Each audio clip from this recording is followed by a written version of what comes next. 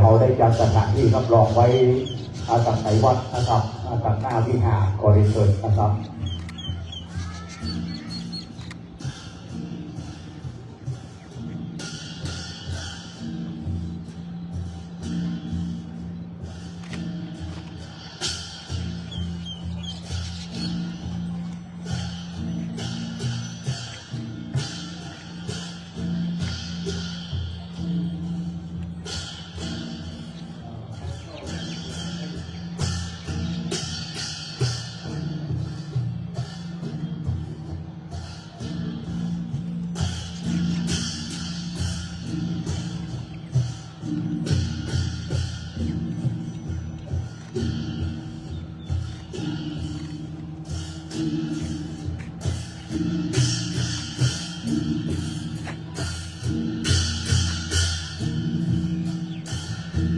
ตอนนี้คณะจังหวัดต่างลำพี่น้องปักอยู่ตั้งแถวเน้อคณะกองมองเติมเฮนะครับอาราธนาบารมีธรรมในหลวงพ่อพระฤทธิ์พระคุณพระเจ้าคุณพระราชวชิราธิบดีมาดามดลไปรับกันเหลือวัดโตปอยคณะจังหวัดได้เตรียมพร้อมตั้งแถวถวายสังฆทานตอนนี้ก็ทำอย่างท่านอาจารย์ไทยการเป็นไทยเติมหาเป็นมหาอุบาสกผู้ยกย่องเชิดชูในพระศาสนาสร้างโลกเป็นลูกงามปัจจาวันนี้ท่านอาจารย์เป็นงานในศาสตร์เป็นไทยเป็นมหาเติมมหาบุญมหาบารมีธรรมอุบาสกสาธุโมวันนี้เราอุปถัมภ์มาขณะนี้การประรวมด้วยชื่อกันอุปถัมภ์วัดป่าอารามขอพรศาลาพอทำไปเรื่อยๆนะครับพระคณะสัตยาญาติโยมผู้น้อยผู้แก่ที่จะได้ไว้การต้อนรับพระเดชพระคุณของอินทร์เทนาพระเดชพระคุณได้เมตตาเดินทางนะครับผ่านด้านหน้าของพ่อแม่ประธานได้ประสบมือน้องการถวายความเคารพพร้อมเพียงประเทศปฏิบัติท่านธาริกายุทธพงศ์เดชทะโลบริเวณประตูวัดด้านหน้านะครับจะได้นำการประดาพระเดชพระคุณเข้าสู่ยังวังเชี่ยวหาอันโน้เป็นที่น่าสนใจขอเจ้าหน้าที่กรมการปกครองนะครับเจ้าหน้าที่ทุกสีกากีได้ตั้งแถวบริเวณข้างศาลในทางเดินของฝั่งความวิเคราะห์ระหว่างกลางให้งดงามบริเวณโดยตั้งเพื่อหน้าวิหารมาเรื่อยๆสำหรับคนเจ้าคนแก่ที่มีเอาดอกไม้จะประโปรยนะครับประโปรยที่เท้าเลิกครับอาจจะไปเอาขึ้นบนสื่อเท้าตามที่บอก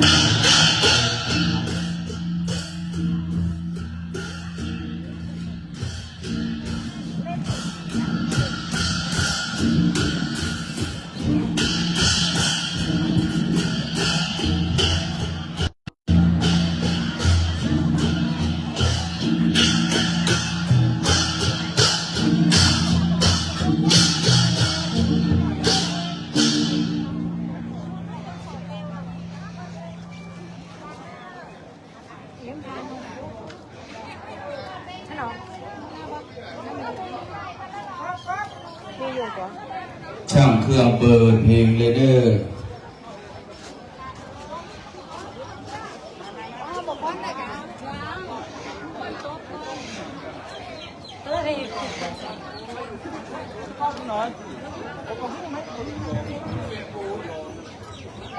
เจ้าฟ้อนได้ฟ้อนเตรียมการต้อนรับเป็นขบวนอันใหญ่กองกองมองเซิงก็เดี๋ยวไปไก่เนอร์จึงได้แห่ตอนที่เป็นรอพระกำลึกตอนนี้เขาแห่ทับขบวนก่อนตอนรอพระจะได้แห่ขอเสียงปรบมือให้เจ้าฟ้อน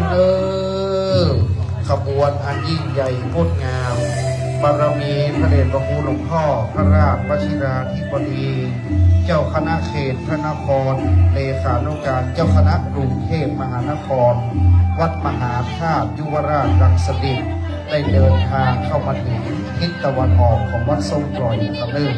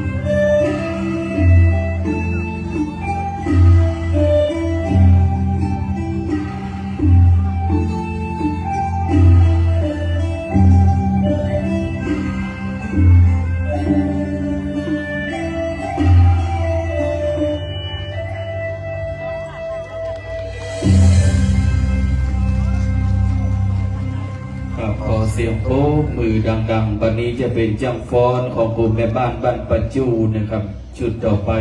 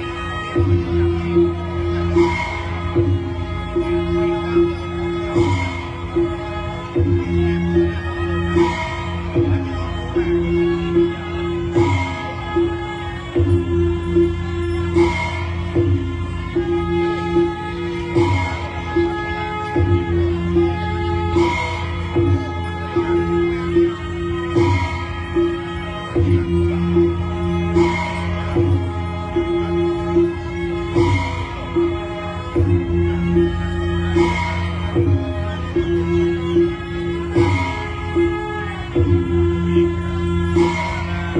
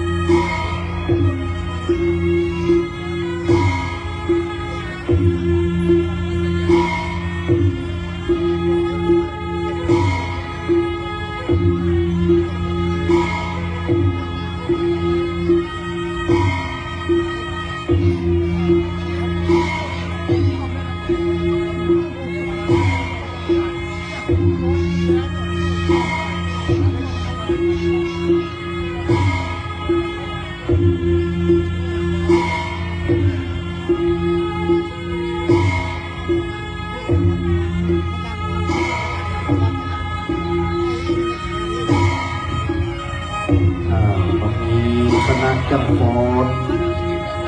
จะเดียวแหวกช่องกลางไว้นะครับเนิ่งพอจะได้แห่ขบวนเข้าตั้งกลางจังหวัดชิดซ้ายกับขวาและแบ่งช่องกลางไว้เรียกว่าการถวายการต้อนรับวันนี้ข้าราชการผู้เชิญพัดยศและตราตั้งผ้าไตร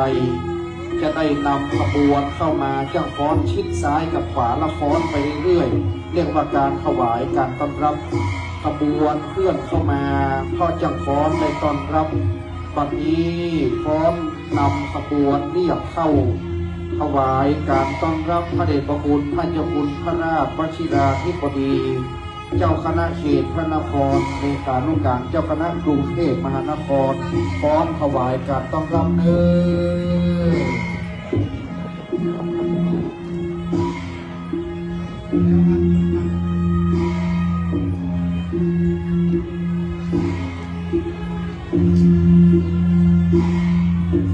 วันนี้พระเดชพระคุณพระเจ้าคุณพระราชวชิราธิบดีนะครับ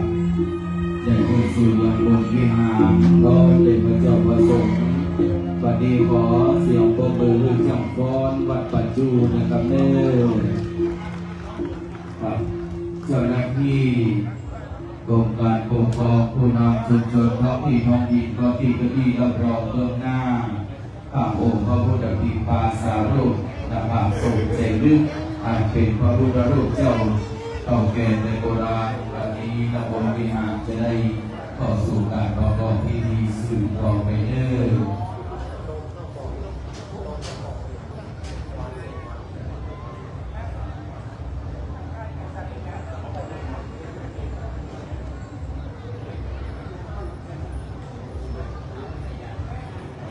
โอกาสนี้ขอพ่อบ้านได้รับเรียนในส่วนของเก้าอี้สีส้มเพิ่มเติมเพราะว่าตอนนี้เก้าอี้ก็เพียงพอนะครับขอกำลังประชาไปลำเลียงเก้าอี้ไปเรื่อยถึงบนหอฉันถึงศาลาบ้านตอนนี้มีร้านเจ้าภาพ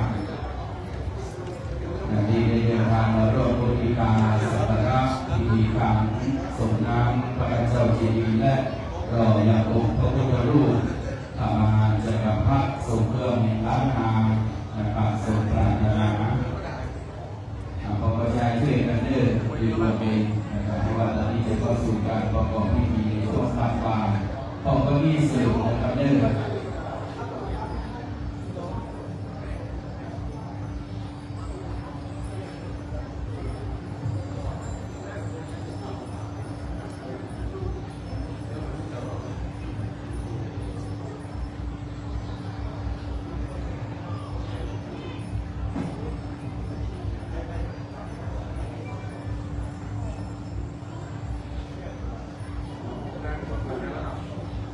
และในขณะนี้ครับก็ขออนุญาตโอกาสในบารมีธรรมแห่งพระเดชพระคุณหลวงพ่อพระเจ้าคุณพระราชวชิราธิบดีหลวงพ่อเจ้าคณะเขตพระนครเลขานุการเจ้าคณะกรุงเทพมหานครวัดมหาธาตุวิโรจน์รังสฤษดิ์อันเป็นพระมหาธีระเป็นพระราชาคณะผู้เมตตาได้เดินทางมาเป็นประธานซึ่งในวันนี้พระเดชพระคุณหลวงพ่อนั้นมีเมตตาต่อวัดทรงกลอยได้เมตตาแต่งตั้งพระฐานานุกรมในฐานานุศักดิ์แห่งพระราชาคณะชั้นราชให้กับพระอาจารย์พานุพงศ์เมธิคโรเป็นพระครูบาลีกาพานุพงศ์เมธิคโร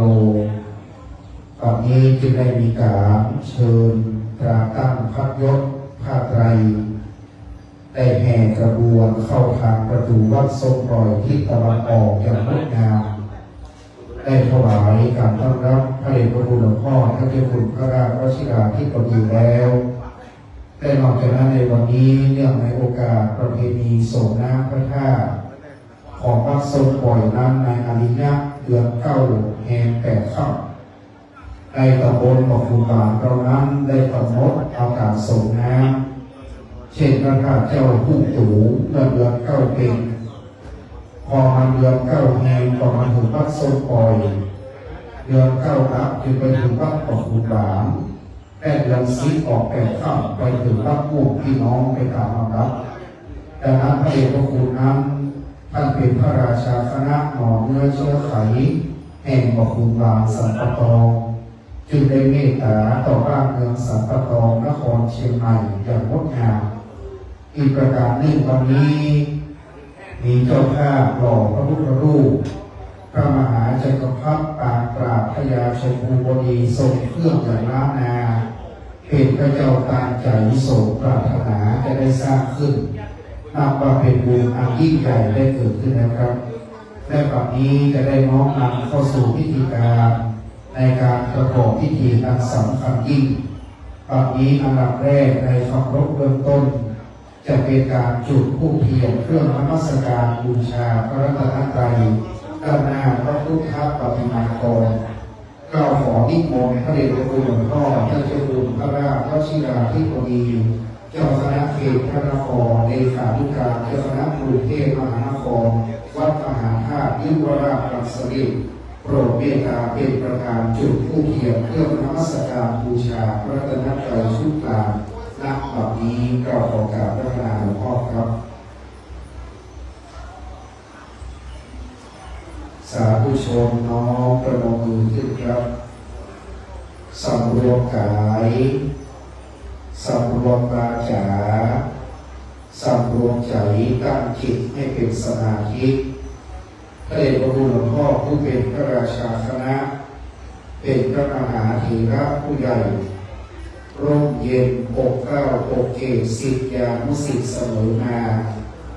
ใต้ร่มบารมีแห่งพระราชวชิราธิบดีแห่งวัดมหาธาตุยุวราชรังสฤษฎ์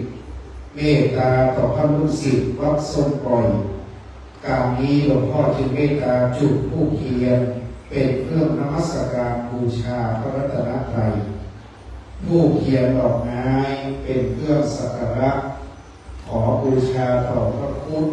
พระธรรมและพระสงฆ์เป็นสรณะที่พึ่งเป็นที่โน้มกราบของมนุษย์ชนคนเทวดาทั้งหลายพระพุทธปฏิมากรในวิหารเก่าแก่แต่โบราณตอนนี้พระเดชพระคุณหลวงพ่อเมตตาจุดธูปเทียนเป็นเครื่องนมัสการบูชาพระรัตนตรัยนะครับลำดับต่อไปจะเป็นคุณโยมเจ้าภาพ9 สาย9 คณะอันเป็นเจ้าภาพผู้อุปถัมภ์กิจการงานพระศาสนาให้รุ่งเรืองลำดับที่1เล่มที่1เล่มกลางเชิญครอบครัวคุณพ่อจรัสพงษ์และคุณขกรเกียรติจิรกุล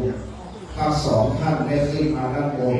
และประคองเทียนชนวนจุดเทียนมงคลเล่มกลางเชิญคุณพ่อจรัสพงษ์และคุณขกรวงศ์ตระกูลเกียรติจิรกุลเจ้าภาพผู้มีบุญอันใหญ่ได้สร้างพระพุทธรูปถวายไว้เป็นบารมีเชิญคุณพ่อครับทั้ง2 ท่านประคองชนวนร่วมกันเลยนะจุดเล่มตรงกลางเบื้องหน้าพระพุทธปฏิมากรครับตอนนี้คุณจรัสพงษ์กับคุณขกรประคองด้วยกัน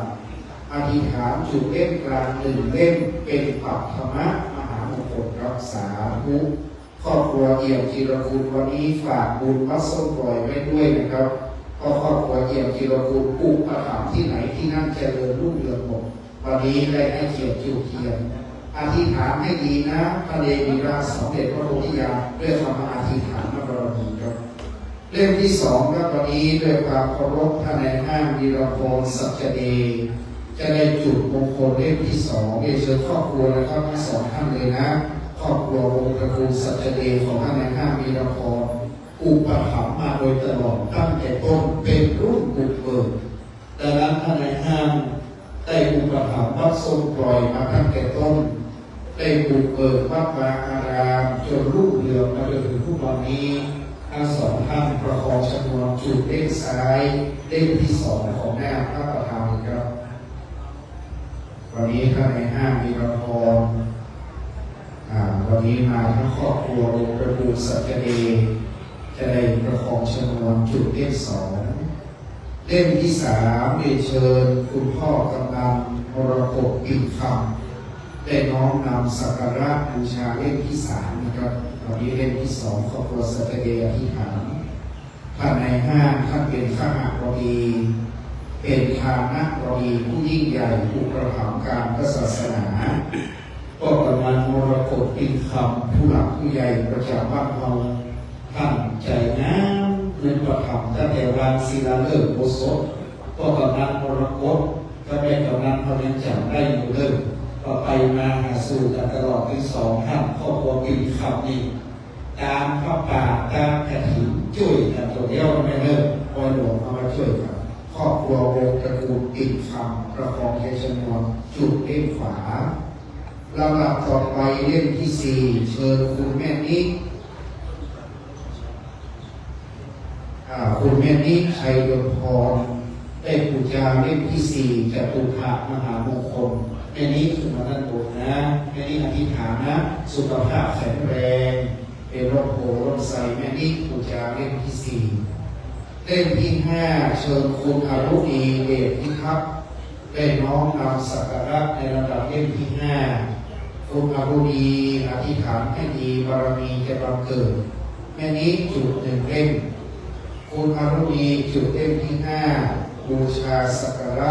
ให้สว่างสวัยดูต่างประทีปแก้วแสงแห่งปัญญา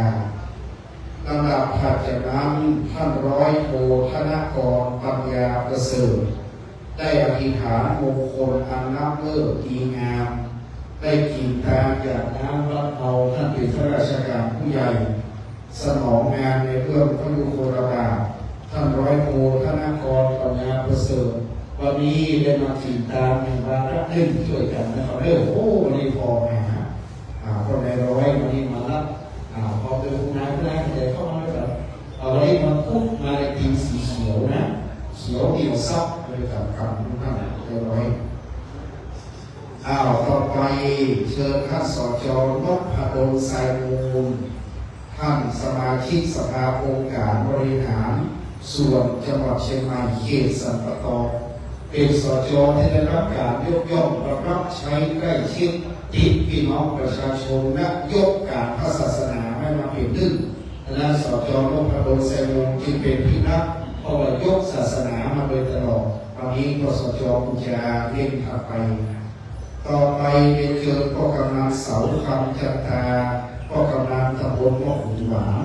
ได้ขึ้นมาบูชาเทียนสักการะในนามของท้องที่กำนันผู้ใหญ่บ้านสารวัตรแพทย์ผู้ช่วยเชิญพ่อกำนันเสาคำจันทาขึ้นมาตำบลและก็มือผู้นำเราวันนี้ขอบคุณพ่อกำนันนำทีมกำนันผู้ใหญ่บ้านสารวัตรแต่งกายชุดข้าราชการสี่กากีตั้งแถวอย่างงดงามวันนี้กำนันผู้ใหญ่บ้านสารวัตรแพทย์ผู้ช่วยตำบลอกขุนหวานจัดเต็มวันนี้น่าชื่นชมเป็นแบบอย่างยิ่งนะต่อไปเจอท่านผู้บริการเชียงพดลชัยรักษ์ในนามของผู้บริหารขององค์การบริหารส่วนตำบลอกขุนหวานในนามของท้องถิ่นวันนี้ทั้งท้องถิ่นท้องที่ทั้งอบตทั้งกำนันผู้ใหญ่บ้านสามัคคีร่วมด้วยช่วยกันพอเจียวพระโดมนี่ท่านไปทุกวัดนะครับเด้อก็เคยขาดวันนี้ท่านบูชาเทียนเล่มที่เก้าให้สว่างสวัยต่อจากนั้นแล้วอันว่าสำคัญยิ่งจะได้ตามเทียนน้ำมนต์เกณฑ์ขันตั้งหลวงเกณฑ์ขันศีลตามอริยะจะขอเรียนเชิญท่านอาจารย์ไพศาลแสงชัยรัตนอุบาสกใหญ่แห่งล้านนาได้อุปถัมภ์รับทรงปล่อยมาตั้งแต่เขาแต่เดิมขออาจารย์ไพศาลได้ผู้เกียรติตามเทียนน้ำมนต์และในเกณฑ์ขันตั้งหลวง108เกณฑ์ขันศีลถวายท่านพระครูโชติสุวรรณสอนครูบาเจ้ารวมคำวัดสาราแม่แต่จ้าหันลมเป็นมังคละดังนั้นอาจารย์ไพศาลจะได้น้อมนำประเคนถวายนะครับเด้ออาจารย์ไพศาลวันนี้พร้อมคณะศิษย์ของท่านมามากตั้งแต่วางศิลาฤกษ์ตั้งแต่ยกจอบฟ้าตั้งแต่ยกชับ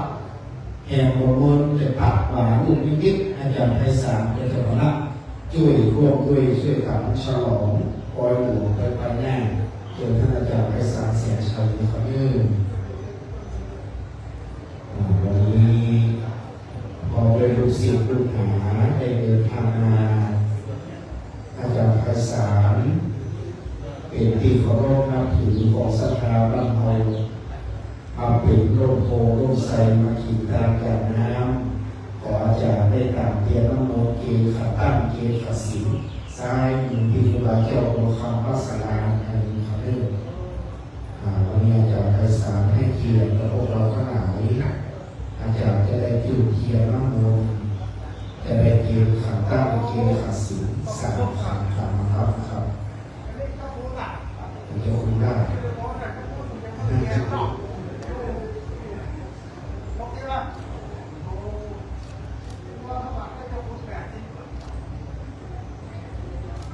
อย่าได้โยกขาสาครถ้าโมเกณฑ์ครูบาเจ้าลงคำจะนั้นอาจารย์เกณฑ์ขาศิลเกณฑ์ขาตั้งวันนี้อาจารย์เป็นผู้หลักผู้ใหญ่กันน้องมาบูชา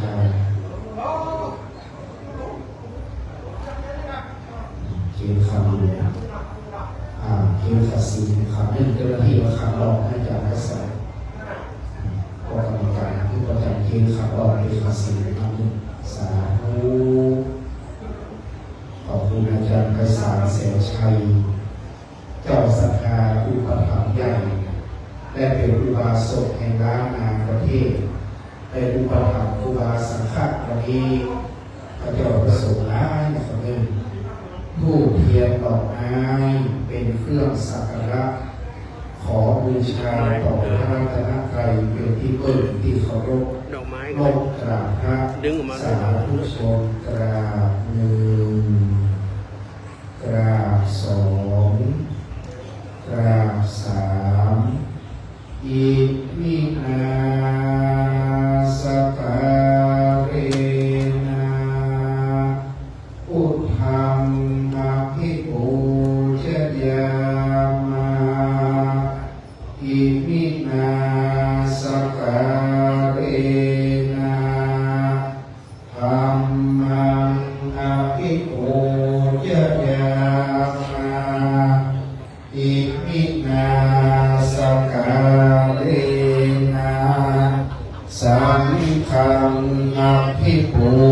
ชยามาอะระหังสัมมาสัมพุทโธภะคะวาพุทธังภะคะวันตังอะภิวาเทมิสวากขาโตภะคะวะตาธัมโมธัมมังนัมมัสสามิสุปฏิปันโนภะคะวะโตสา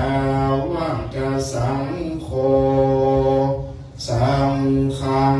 นะมามิมัจยังพันเตติสระเนนะสหปัญจศีลานิยาจามาตุติยัมปีมะยังพันเตติสระเนนะสหปัญจศีลานิยาจามาตติยัมปี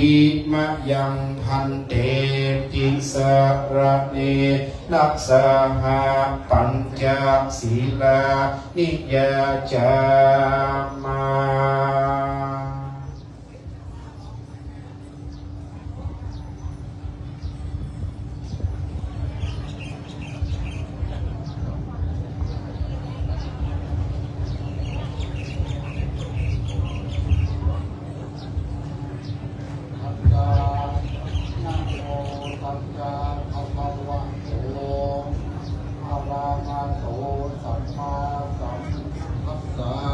นะโม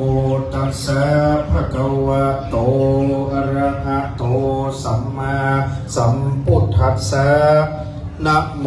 ตัสสะภะคะวะโตอะระหะโตสัมมาสัมพุทธัสสะนะโมตัสสะภะคะวะโตอะระหะโตสัมมาสัมพุทธัสสะอุทธังส รณังกัจฉามิ พุทธังสรณังกัจฉามิ ธัมมังสรณังกัจฉามิ ธัมมังสรณังกัจฉามิ สังฆังสรณังกัจฉามิ สังฆังสรณังกัจฉามิ ตุติยัมปิพุทธังสรณังกัจฉามิ ตุติยัมปิพุทธังสรณังกัจฉามิ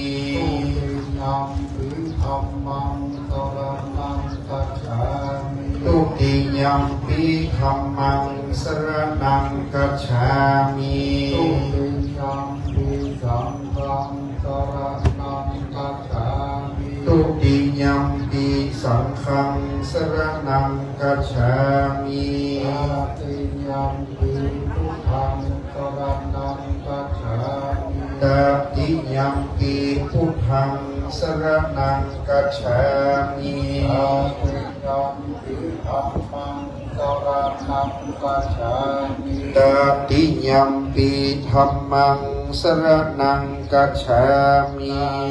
ยัมปิสังฆังสรณังกัจฉามิ ตติยัมปิสังฆังสรณังกัจฉามิ ปานาติปาตาเวระมณีสิกขาปะตังสมาธิยามิ ปานาติปาตาเวระมณีสิกขาปะตังสมาธิยามิ อินาตานาเวระมณีสิกขาปะตังสมาธิยามิ อาตินนาตานาเวระมณีสิกขาปะตังสมาธิยามิ ยาเมสุวิชาจาราเวระมณีสิกขาปะตังสมาธิยามิ กาเมสุวิชาจาราเวระมณีสิกขาปะตังสมาธิยามิ สาวกาเวระมณีสิกขาปะตังสมาธิยามิ มุสาวาตาเวระมณีสิกขาปะตังสมาธิยามิ ราเมรยะมัชฌะปมาตฐานาเวระมณีสิกขาปะตังสมาธิยามิ สุราเมรยามัจจปมาตฐานาเวระมณีสิกขาปะตังสมาธิยามิ มานิปัญจสิกขาปะทานิสีเลนะสุขติยันติสีเลนะโมขสัมปทาสีเลนะนิพพุติยันติตัสสมาสีลังวิโสทะเย สาธุสาธุสาธุเบื้องต้นได้จุดผู้เทียนเครื่องนมัสการบูชาพระรัตนตรัยได้กล่าวกับบูชาดอกไม้ไหว้พระและสมาทานศีลไปเป็นที่เรียบร้อยต่อจากนี้ไปจะได้น้อมนำเครื่องสักการะถวายต่อพระมหาเถระผู้ใหญ่เจ้าคณะผู้ปกครองสงฆ์ในนามของเจ้าอาวาสพระครูบาลีกาพานุพงศ์เมธิคโรเจ้าอาวาสวัดทรงปล่อยบัดนี้อันดับแรกในเบื้องต้น จะน้อมนำเครื่องสักการะถวายต่อพระเดชพระคุณหลวงพ่อท่านเจ้าคุณพระราชวชิราธิบดีเจ้าคณะเขตพระนครเลขานุการเจ้าคณะกรุงเทพวัดมหาธาตุยุวราชรังสฤษฎ์อันได้โปรดเมตตาแต่งตั้งพระฐานานุกรมในฐานานุศักดิ์ของหลวงพ่อที่พระครูบาลีกาพานุพงศ์เมธิคโรครับหลวงพ่อจึงเมตตาแก่พระลูกศิษย์รูปที่สองจะถวายต่อเจ้าคณะผู้ปกครองสงฆ์คือท่านพระครูสุนทรขันธิรัตน์เจ้าคณะอำเภ ภอสันปะตองเจ้าวาดวัดศรีเกิดในนามเจ้าคณะผู้ปกครองสงฆ์ในอำเภอนี้ผู้เมตตาวันนี้หลวงพ่อก็ได้เมตตาเดินทางมาเป็นร่มโพร่มไทรให้แก่ท่านพระครูบาริกาอาภุปกในวาระนี้ครับเมื่อได้ถวายเครื่องสักการะแล้วได้แสดงคารวะธรรมน้อมนำต่อพระมหาเถระผู้ใหญ่จากนี้จะเป็นการอ่านตราตั้งพระฐานานุกรมเมื่ออ่านตราตั้งพระฐานานุกรมจบแล้วจะได้นิมนต์ท่านอาจารย์พระครูบาริกาพานุพงศ์เมธิธโรเข้ารับตราตั้งพับยศผ้าไตรในบารมีธรรมพระเดชพระคุณท่านเจ้าคุณพระราชวชิราธิบดีคณะสงฆ์นั้นจะเจริญชัยมงคลคาถาการนี้พระเดชพระคุณหลวงพ่อมีธีระราชาเอื้อเก้ากระผมอันเป็นพิธีกรได้อ่านตราตั้งพระฐานานุกรมเป็นลำดับต่อไปครับ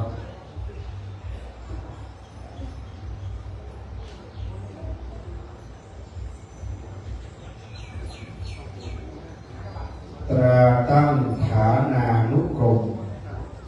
โดยพระบรมราชโองการปรากฏตามประกาศพระราชทานสัญญาบัตรตั้งสมณศักดิ์ลงวันที่ 27 มิถุนายน พุทธศักราช 2566 ทรงพระกรุณาโปรดให้พระสุวิมลธรรมาภรณ์เป็นพระราชวชิราธิบดีตีปิฎกคุณาภรณ์มหาคณิสรบวรสังฆราคามวาสีพระราชาคณะชั้นราชมีฐานานุศักดิ์ตั้งฐานานุกรมได้4 รูปนั้นจึงแต่งตั้งให้พระธิการพานุพงศ์ฉายาเมธิธโรอายุ 37 พรรษา 15 วิทยาฐานะนักธรรมเอกเจ้าวาดวัดส้มปล่อยตำบลมะขุนหวานอำเภอสันปะตองจังหวัดเชียงใหม่ผู้ก่อด้วยศีลาจารวัตรสุตาธิคุณอัตถจริยาสัมมาปฏิบัติเป็นอันดีให้ดำรงตำแหน่งฐานานุกรมที่พระครูใบดีกาขอให้พระครูใบดีกาพานุพงศ์เมธิธโรจงเว้นในสิ่งที่ควรเว้นจงประพฤติในสิ่งที่ควรประพฤติปฏิบัติตนให้สมกับฐานานุศักดิ์ที่ได้รับแต่งตั้งนี้ทุกประการและจงถึงซึ่งความสุขสิริสวัสดิ์เจริญงอกงามไพบูรย์ในพระพุทธศาสนาตลอดจิรธิติการเทินแต่งตั้งในวันที่ 18 มิถุนายน พุทธศักราช 2568 พระราชวชิราธิบดีผู้ช่วยเจ้าวาดวัดมหาธาตุยุวราชอัสริตเจ้าคณะเขตพระนครยันโตโพธิยาโมเรสัตยานังดันนิวันตโนเอวังตวังวิจโยโหวิจยาสุจยมังอปาราจิตปังลังเกสีเสปัทวิโปกะเลอภิเษกสัมภพุทธานังอากาปัตโตปโมทันติสุนังตังสุมังกลังสุปภาตังสุโหติตังสุโหตนจะสุเยตังพระมัจจามิสุปทาจินังกายกรรมังกัมมังปนาทินังปนาทินังมโนกรรมังปณิติเตปทาปทาทินานิกัตวานละพันตาเตปทาทิเนวิปัสสิปฏิภาหายาสัพพสัมปติสิทธิยาสัพพทุกขวินาศายาปริตังรูธรรมังคลังวิปัสสิปฏิภาหายาสัพพสัมปติสิทธิยาสัพพพยาวินาศายาปริตังรูธรรมังคลัง วิปติปฏิภาหายาสัพพสัมปติสิทธิยาสัพพโรคะวินาศายาปริตังรูธรรมังคัพลัง ปริตวานเมตังสเมตาปะทันตาภิกิตาจิตาปริตังพนันตุสังเกกเมจโลเปสิริสิกรัตเตจันทริเกปิมาเน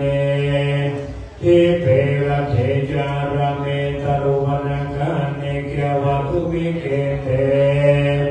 อุมาจยันทุเทวาสรัทราวิสเมยคัคคันธพนาคาทิทันจาสันติเกยังมุนิวรวจนังสาธาโมเมสุนันโตธรรมสวนาการโลยัมพะทันตาธรรมสวนาการโลยัมพะทันตาธรรมสวนาการโลยัมพะทันตา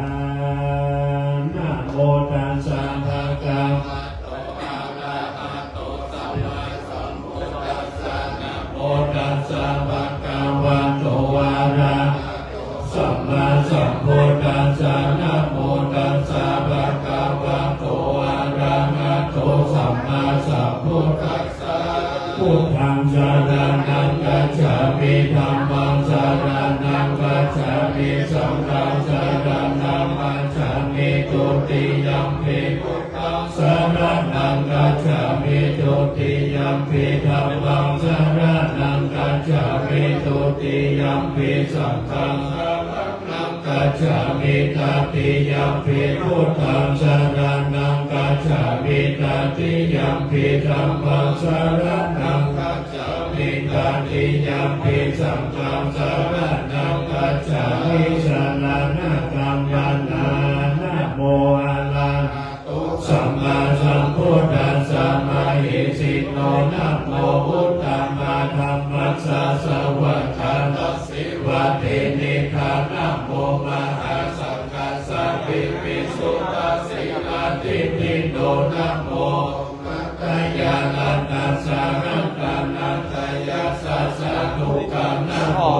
มะคันติตัสสะนัสสะวัตถุตยาสัพพินะโมกัลลัมปะทาเวนะภิกขังฉันโตโอปัตถวานะโมกัลลัมปุภาเวนะสุมาเทโหตุสัมปัฏฐานะโมกัลลัสสะเตเจนะวิธิมิอุปิเตชะวาเสวนาจัปปาลานังปฏิตานังจะเสวนานุจะปุจจานิยานังเอตัมมังคลามุตตะมาปฏิโลปฏิสาวาสุญญาภุติจักขาตาปุญญาตาตัสสัมมาปัญญิทิจาเอตัมมังคลามุตตะมังภาวุสัจจัญญาปัญจวินัยโยจาสุติอิโตสุภาสิตายายาวัจจะเอตัมมังคลามุตตะมังปัญจภิกขุอุปัฏฐานังพุทธังคารัสสะสังฆปุรานาปุราจักขัมมันตาเอตัมมังคลามุตตะมังคามัจจารัมมัจจาริยาจายาภะคะมัจจาสังฆาโหอานาวัจจานิคัมมานิเอตัมมังคลามุตตะมังคารติวิลัปติปัปปะมัจจาภานายะสัญญาโมอัปปะมะโตจะธัมเมสุเอตัมมังคลามุตตะมังคลามุจานิวัตโตจะสัมตุติจักขตัญญูตากาเลนะธัมมัสสะวะนะเอตัมมังคลามุตตะมังติจะโสวัจจะสัทธาสัมมานานัมยะตัสสะนังคาเลนะธัมมัสสะกัจจาเอ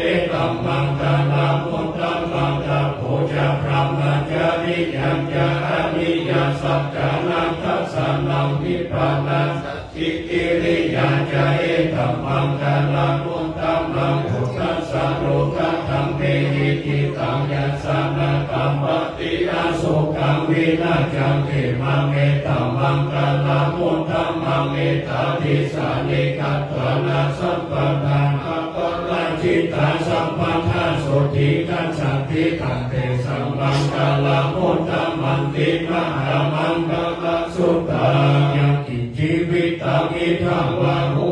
าสเกสุมายังรัตานังนิตัมนันโมสัมมามัคคิตถาคเตนะอิธัมเปพุทเทรัตานังปันติทังเวเตนะสัตเตนะสุวัตถิโหตุขังยังวิรักขังนัมมะธัมปันติตังยะทัสสะกัสสะกายามุนิสัมมาหิโตนะเตนะธัมเมนะสัมมาทิกินจิธัมปิธัมเมรัตนังปันติตังเอเตนะสัจเจนะสุวัตถิโหตุยัง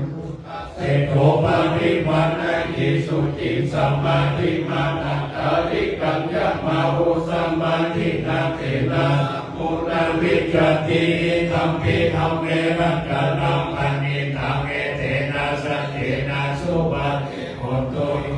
กาลาอาคาสตัมปัสสะทายะตานิเอตานิยุคานิโหติเตนะทินายะสุขตัสสะสาวะคาเอเตสุตินานิมะหะปะนานิหิตัมปิสังเกนะตะนังปฏิตังเอเตนะสัจเจนะสุวัตถิโหตุเยสุปัญญุตามานะสาธานะหินาติกาวิโนตัมมะสาสนามิเตปฏิปัฏฐานะธัมมิไขขันนัตตามุตามิปุติปุจจานันได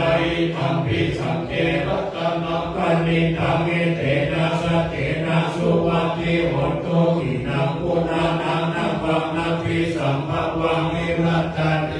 ยะติเกภวะสัมมิเตกินะปิจารามิตุลายิสันตานิปันติทิลา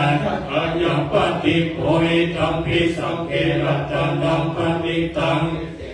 สัจเจนะสุวัตถิโหตุญาณิทาภูตานิสัมมากัตตานิภูมานิปายานิปานัตตาริปิตถาคตังเทวมนุสสะปุจิตังพุทธังนัมมัสสะมาสุวัตถิโหตุญาณิภูตานิสัมมากัตตานิภูมานิปายานิปานัตตาริเกตถาคตังเทวมนุสสะปุจิตังนัมมัสสะมาสุวัตถิโหตุญาณิทาภูตานิสัมมากัตตานิภูมานิอิวะตาริเกตถาคตังเทวมนุสสะปุจิตังสังฆังนัมมัสสะมาสุวัตถิโหตุนันตนาสุตตาเมตัญจสัพพโลกัสสมิมานาสัมภวะเยอปริมาณังอุทังอโทยติริยัญจาสัมมัตตังอเวลังสัพพตังติทัญญลังอิสิโนวาสยโนวายาวะปัสสะวิกตังวิโทเอตังสันติงาทิไทยามัปปะเปตังวิหารังอิตามาโหติติจานุปกัมมังศีลวาทัสสะเนนะสัมปันโนกะเรสุวินัยยังเกทังอิจตุคัมมัสสยังปุณณเรติเตนะคัตติยังเปตาสุตตาปัมมะโนพุทโธปัมมะโนธัมโมปัมมะโนสังโฆปัมมะนะภัตตานิสิริสัพพานิอายิปิสิกาสัตตามติพุทธังนาภิสานะภูมุสิกะกตาเมนะขะตาเมปริตาวติกัมมันตุพุทธานิโสหังนะโมภะคะวะโตโมสันตานังสัมมาสัมพุทธานังติขันธปริตาติภิโสภะคะวะนะหังสัมมาพุทโธวิจาจารณะสัมปันโนสุขโตโลกามิโตอนุตตโรมุริสธรรมสารติสัทธาเทวมนุสานังพุทโธภะคะวะติสวะคาโตภะคะวะตานะโมสัมภิทิโกปะริปุเรหิปัสสิโกปัญญาญิโกปัจจตังเวทิตาโพวิญโยอิติสุปฏิปันโนภะคะวะโตสาวกสังโฆจุปฏิปันโนภะคะวะโตสาวกสังโฆยายาปฏิปันโนภะคะวะโตสัพพะสังโฆสามิจิปฏิปันโนภะคะวะโตสาวกสังโฆยาติทังกัตตาเรปุริสโยกามิอัตถปุริสัพพุกาลาเอสัมภะคะวะโตสาวกสังโฆอะภุนโยปะหุนโยตักขินโยอัจจาริกาลติโยอนุตตรังยักเขตังโลกัสสาติยันตุนิมิตังอวะมังคลังจโยจะมา นะโพสักคุณนักสัสโตปะปะกะโหตุสุขินารักขันตังพุทธานุภาเวนะวินาสเมตุยันตุนิมิตตังนะวัดมังกานังจโยจะมันนะโพสักคุณนักสัสโตปะปะกะโหตุสุขินารักขันตังนัมมันภาเวนะวินาสเมตุยันตุนิมิตตังนะวัดมังกานังจโยจะมันนะโพสักคุณนักสัสโตปะปะกะโหตุสุขินารักขันตังสังฆานุภาเวนะวินาสเมตุมหากาลุนิโกดาโภวิตายาสัพพะปานิคัมปุเรตาปานัปิสัพพะปัตโตสัมโพธิพุทธังบังเอเตนะสัจจวัจเจนะหนตุติจยมังคลังจยันโตโพธิญาณโมเลสักกายานันนันทิวัฏันโตเอวังกังวิจโยปุหิจยาโสจยมังคะเลอะปะราจิตาปันนังเกสิเสวัคปิปุคาเตอัมพิสิเกสัพพะพุทธานังอัคคปัตโตภโมทัตติสุนัขขันตังสุมังคลังทุกขังวัตตังสุมุทิตังสุขันโตสุโมโหโตจะสุจิตังมัมมะกะเลสุปะทักขินังกายคัมมังวัจจะคัมมังภะทักขินังภะทักขินังมโนคัมมังปะนิทิเตทักขินาภะทักขินานิกัปปะนะนะภะคะเทวะทักขิเนทัลละทาสุขิตายตุนะอะพุทธสาสเนนะโลกาสุขิตาโหทัสสะหัสสะเปยติปิสังกัปปะพุทธลัตตนาโวสัทธัง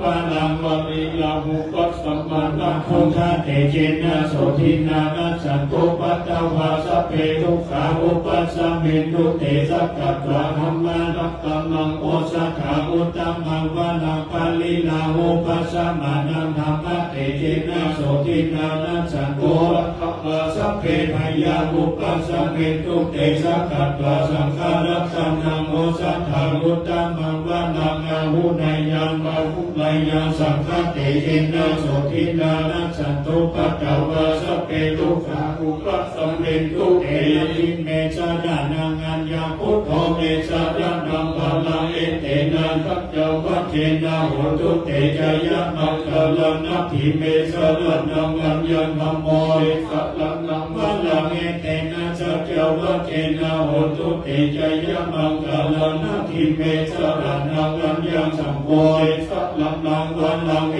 เตนะสัจจวัจเจนะโหตุเตจยะมังคลังกิจจิรัตตังโลเกวิสติวิวิธัมโพธุรัตตังพุทธัสสะมังนัตถิตัสสะภะโสติภะวะตุเตยังกิจจิรัตตังโลเกวิสติวิวิธัมโพธุรัตตังนัสสะมังนัตถิตัสสะภะโสติภะวะตุเตยังกิจจิรัตตังโลเกวิสติวิวิธัมโพธุรัตตังสังฆัสสะมังนัตถิตัสสะภะโสติภะวะตุเตยังคัตตยะคะพุทธานังปะปะกะหานิบาลานาปะเว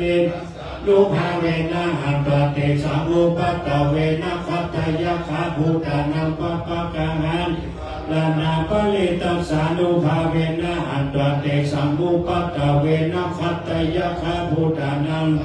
กะหานิบาลานาปะลิตัสสานุภานัตเตสังอุปัตตเวทุกขปัตตาจันติทุกขพยาปัตตาจันติพยาโสกัง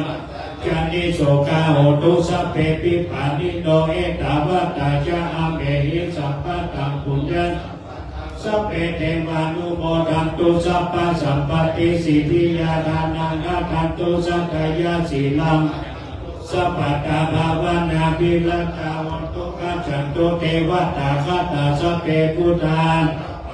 ปัจเจกนัญจยังพันลังอาระหันตานัญจันลักขังพันธามิสัพพะโสอะโลกายาปาลามาลาภาสันตุทิมังคนังวิสัสสะปรามายาตินิพพานังปะละมังสุขัง สาธุสาธุสา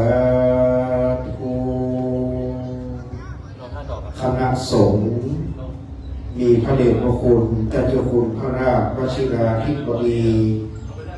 พระครูวิสุทธิศรีรสังวรครูบาเจ้าสายวัดน้องขุดมีภาษาอยู่กลางสูงสุดกว่าคณะสงฆ์ท่านพระครูสุทธิยานรังสีเจ้าคณะมือแม่วางวัดรังสีสุธารามท่านพระครูสุนทรขันติรัตน์เจ้าคณะมือสัปปะตองพระครูสิริมุทิกรที่ปรึกษาเจ้าคณะมือสัปปะตองและพระครูวิจิตรสุธาภรณ์รองเจ้าคณะอำเภอสัปปะตองเป็นต้นนำพระสงฆ์มีหลวงพ่อพระครูโชติสุวรรณสอนพระครูวรกิจจาภรณ์ตนเมตตาได้เจริญพุทธมนต์สมโภชยังวัดราอารามสมโภชพระข้าเจ้าสมโภชเป้าหล่อพระพุทธปฏิมากรที่จะได้เททองหล่อพระพุทธรูปแล้วก่อนที่จะถวายทานขอประทานอนุญาตโอกาสจากพระเดชพระคุณพระเจ้าคุณพระราชวชิราธิบดีขอรับเมตตาเจ้าหลวงพ่อเป็นประธานในการเททองหล่อพระพุทธปฏิมากรเสียก่อนแล้วจะได้ปีขึ้นมาถวายตามจะดูพระใจทยธรรมก็ขอนิมนต์หลวงพ่อพระเจ้าคุณพระราชวชิราธิบดีครับเจ้าข้าครอบครัววงตระกูลเอี่ยมจิรคุณเอี่ยมหอมเจ้าข้าผู้สายผู้คณะนั่งในเต็นท์ประจำการเอาไว้เตรียมความพร้อมเจ้าหน้าที่สัมปทานการตั้งถวายพระเดชพระคุณหลวงพ่อหลวงพ่อจะได้ขึ้นยืนเทียบแท่นรับรองพื้นต้นดอกแก้วท่านได้ปลูกโคกไว้เรียบร้อยพร้อมของเตรียมความพร้อมรอสัญญาเริ่ม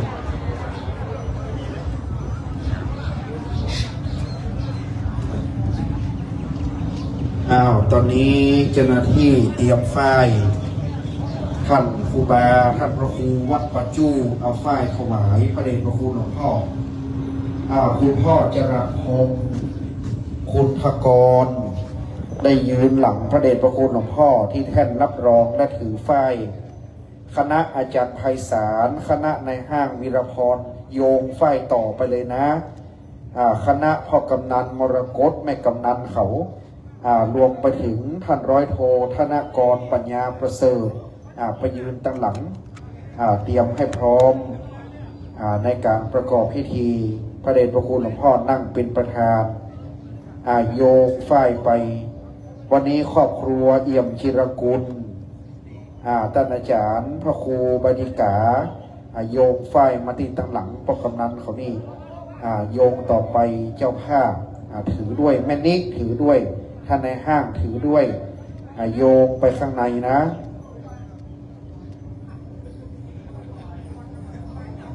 เจ้าภาพเจ้าศรัทธา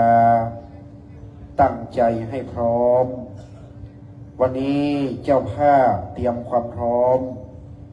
โยงฝ้ายไปที่ท่านธนกรด้วยโยงเข้าไปหาตั้งในศรัทธาฝ้ายกุ้มก่อน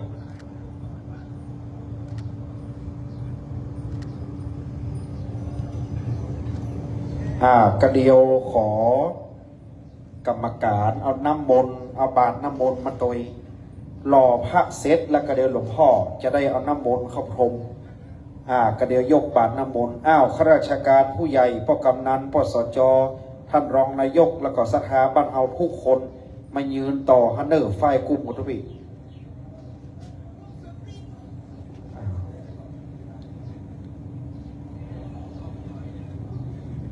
ลุงมังกรน้ำมนต์หลวงพ่อไม่กล้าหลวงพ่อมังกรวัดมะขุนหวานเมตตาอุ้มบาตรน้ำมนต์ไปใกล้ๆหลวงพ่อเจ้าคุณราชกระเดียวท่านรอเซตหลวงพ่อจะพรมน้ำมนต์นายช่างโรงหล่ออันมีชื่อเสียงวันนี้จะได้เทหล่อพระเจ้ามหาจักรพรรดิศรัทธาญาติโยมเตรียมให้พร้อมและเราจะน้อมเข้าสู่พิธีการจะประจุเอาโลหะแผ่นดวงจานอักขระอักษรธรรมล้านนาแต่บะเก่าโบราณวันนี้คุณพ่อสมพงษ์คุณพ่อจรัสพงษ์คุณทกรบรรจุท่านในห้างบรรจุด้วย หลอมเป็นน้ำเดียวกันถ้าในห้างบรรจุอีกน้อยสลามินิหำน้อยมีตีในห้างหำน้อยไปประจุไว้เกียมบาทน้ำมนต์ให้พร้อม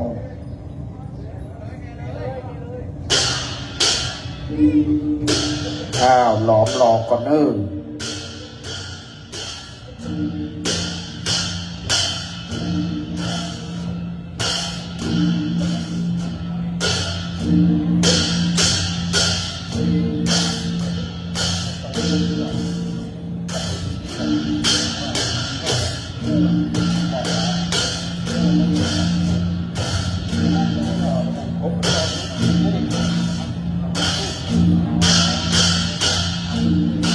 สลาถ้าพร้อมจัดการเลยเน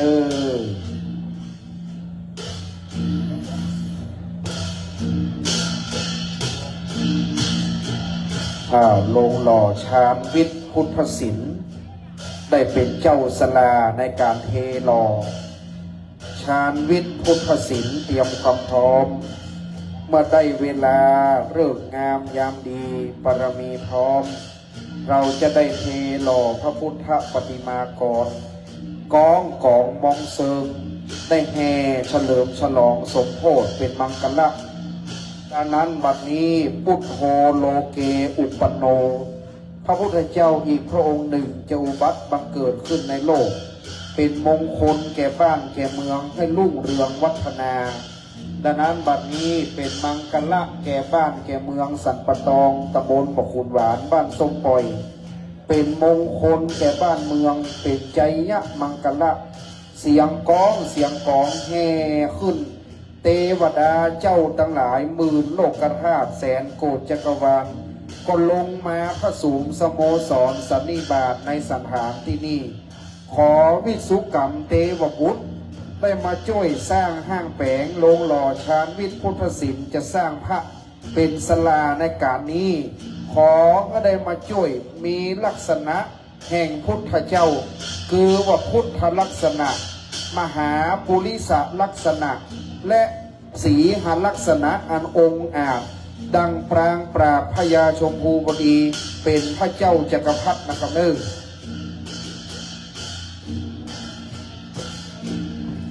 หมู่แห่ลงเพลงย่างกองก่อน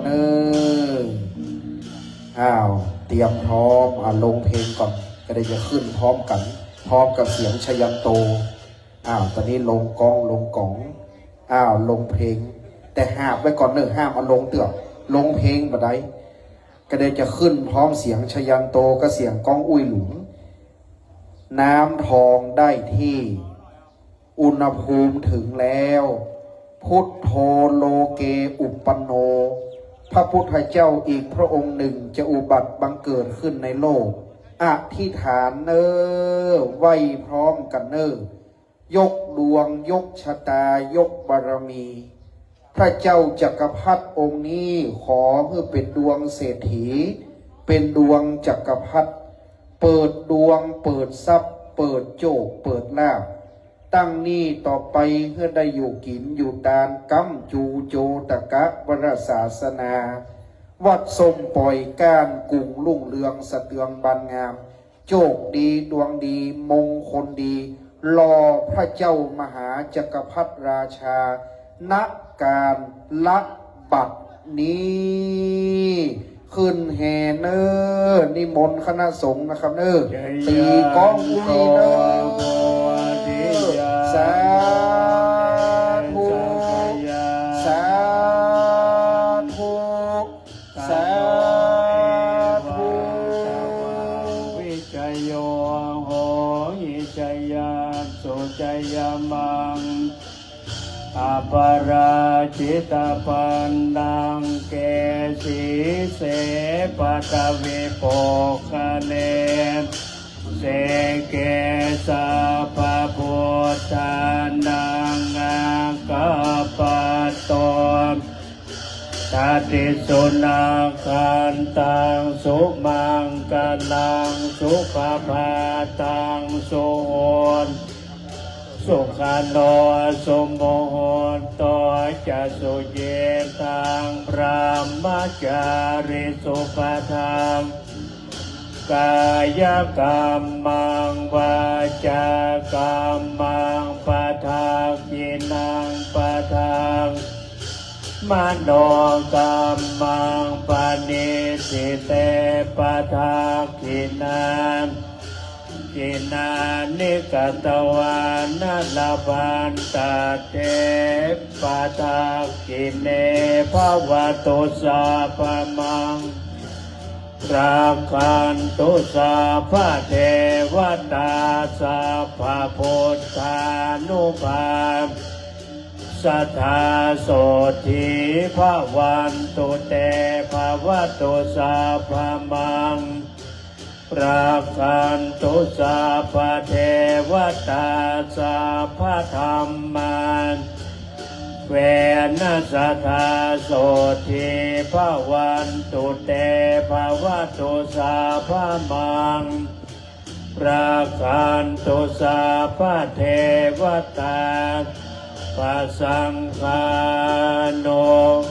อาเวนะสัทธาโสธี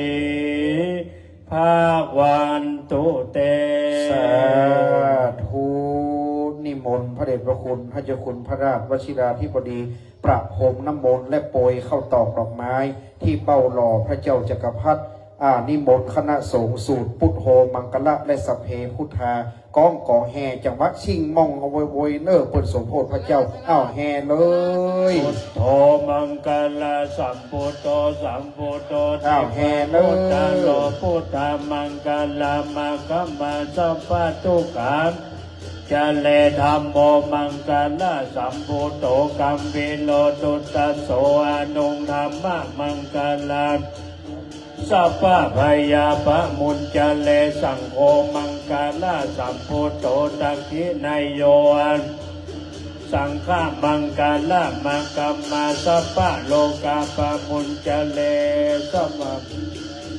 ปัตตาปัญเจกานันจะยังพลังอาระหันตานันจะเตเจนะระขัง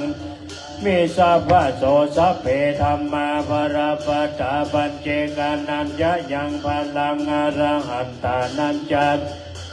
ระขังพันธามิสัพพะโสสัพเพสังฆาภราปัตตาปัญเจกานันจะยังอาระหันตานันจะเตเจนะระขังพันธามิสัพพะโส สาธุเป็นสิริมงคลกราบนมัสการขอบพระคุณพระเดชพระคุณหลวงพ่อแต่เจ้าคุณพระราชวชิราธิบดีได้เมตตาหล่อพระเป็นประธานแล้วต่อจากนี้ไปปิ๊กขึ้นมานั่งเราจะสุมาขันสามสุมาควตานักกล่าวคำถวายเลยนะครับเนื่อง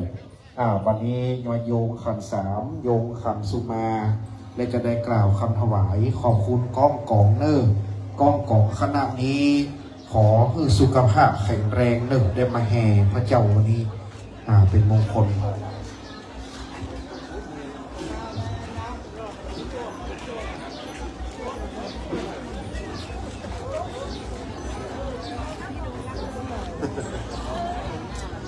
นะมา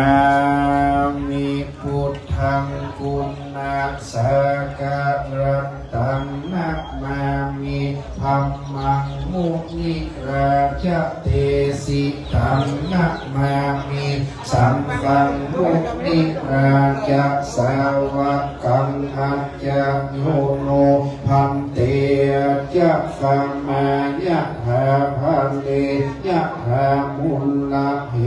ยะหาอากุสเนเยมะยังพุทธธัมมาสังฆาสังฆาเตสุติรัตตันเนสุอาทิเตวะปัจจุปันเนวะอะวิวายะทิวะระโหวะกาเย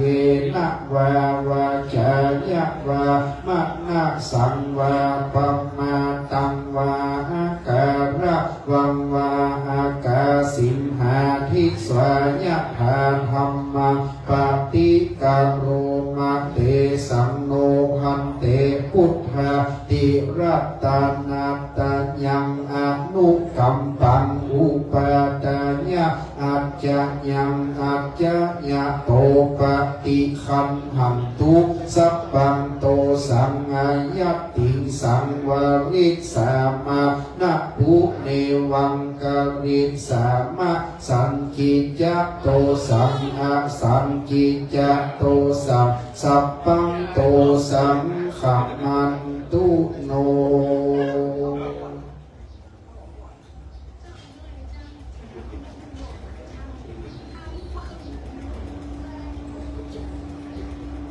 สา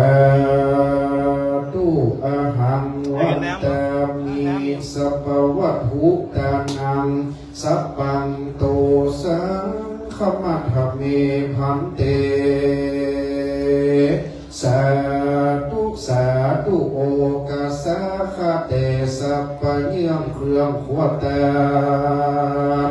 สหปริวารหลายหลาพร้อมตุภาพนานาอังสเปจนาเจ้ามหาสมณสัทธาและมูลสัทธาผู้ข้าตั้งหลายอันหมายมีท่านพระครูใบนิกาพานุพงศ์เมธิธโรเป็นต้นเป็นประธานและสภาอุปาสกอุปาสิกาเราเจ้าข้ามีท่านอาจารย์ไพศาลแสนชัยเป็นต้นและใจยักษ์กูลครอบครัวเจ้าภาพอันมีครอบครัวของคุณพ่อจรัสพงศ์คุณทกรเอี่ยมธีรกุลนายฮาวีรพรสัจเดชพ่อกำนันมรกตวงศ์ตระกูลปิงคำแม่นิกคุณอรุณีท่านร้อยโทธนากรปัญญาประเสริฐกัปตันกำนันผู้ใหญ่บ้านกัปตันท่านสอจ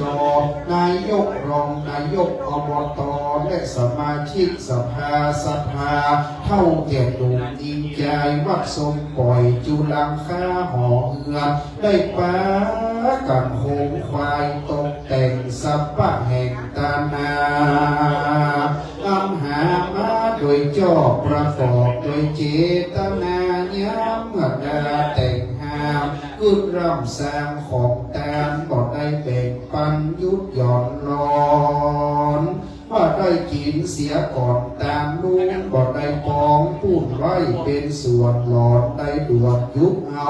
ล้างเตื้อหัวเมาเหนียบหอก็ตันได้พอขับสีล้างเตื้อได้เดือดดาตีเล็กอ่อนน้อยเขาจังอื่นอ่อนควรกินหูได้ยินออกปากเป็นกำไรหากลุงแรงได้จะแข่งขนาดเป็นกำไรอยากปาโลมีโมโหคิวโคดผู้ขาต่างนั้นก็รู้ว่าเป็นโตและเวทกรรมก็ได้คบยำเดือดดาออกปากว่างดงานล้างเตื้อลูกหลานมาไกลก็ได้ขับไล่จำนี้กลัวเป็นวจีกรรมกำปากกลัวเป็นปากเป็นกรรมร้อนได้กระทำเฝ้าฟังนอนยืนนั่งข้างกายเมื่อใครน้ำลายตกใส่ตั้งเส้นผมน้อยใหญ่ตกลงใส่ของต้านล้างเตือล้างจานโวยแผ่บอกพอสะอาดหมดใสหลงลืมไปปังปาด้วยความพระมาทลาสาก็กลัวเป็นพญาโตใหญ่ยิ่งตกแต่งใดนำมายังมีหมัดผู้ผู้หาลาจาดวงดอกเข้าตอกดอกไม้และลำเตียนน้ำเขามินทรงปล่อยอันใสจื่นจ้อยผู้ข้าน้อยตั้งนายมาขอสุมากาลวะยังเครื่องวิเศษณตันเจ้าขอเครื่องวิเศษณตันเจ้าหายโหดเมือกลายเป็นนาทิวิปังโกอโหสิกรรมจะได้เป็นนิวรณธรรมกรรมมันแก่กล้าอันจะงามตับเสียยังเมืองฟ้าแหล่งนี้ลำแปนขอของกิจของตามหมดใสเป็นพลวะปัจจัยในการกระทำบุญและหือตา ในตีคากาละบัดนี้ยามนี้นั่นจุงจะมีเพียงแต่ลิลีกาเนี่ยตัวเลวจีตัวเลมโนตัวเลสังกิจโตสังอักสังกิจโตสังอติตะโตสังปัจจุปนโตสังอนาคตโตสังสัพพันโตสังขมันตุโนเราจะถวายพระป่าวันนี้มีการตามพระป่าเพื่อจะได้สมทบในการสร้างโรงอุโบสถรวมได้ประเพณีสงฆ์น้ำผ้าเป็นมงคลวันนี้ท่านในห้างวีรพรสัจเดชกับแม่นิกเอาผ้าไตรผ้าปังสุกุลพระป่าขึ้นมานั่งที่หน้ามุกของวิหารเลยนะวันนี้เขาจะได้กล่าวคำถวายพระป่าล้วนและจะได้ถวายปัจจัยต้นพระป่าด้วยวันนี้แม่นิกวันนี้ในห้างได้น้อมนำปัจจัยมาร่วมสร้างร่วมด้วยช่วยกันวันนี้มีหลายสายเหมือนแม่น้ำหลายสายยิ่งดียิ่งเยอะยิ่งเหมือนปีนวังโยมนาคมารวมกันเป็นน้ำเจ้าพระยาก็จะยิ่งใหญ่วันนี้คุณแม่นิกชัยเรืองพรและในห้างวีรพรสัจเดชและคณะได้ร่วมด้วยช่วยกันเอาผ้าขึ้นมาตีนาบุกภายในห้างประคองผ้าไว้นะเอาต้นเงินไปวางไว้บนโต๊ะนะครับพอเวลาวิกาต้นไปไว้ตรงนั้นเลยแม่นางเลยต้นไปวางไว้ตรงบนที่โต๊ะต้นวางที่โต๊ะ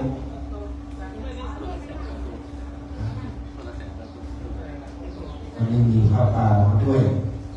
วางไว้ตรงนี้วางไว้ก่อนในรายการ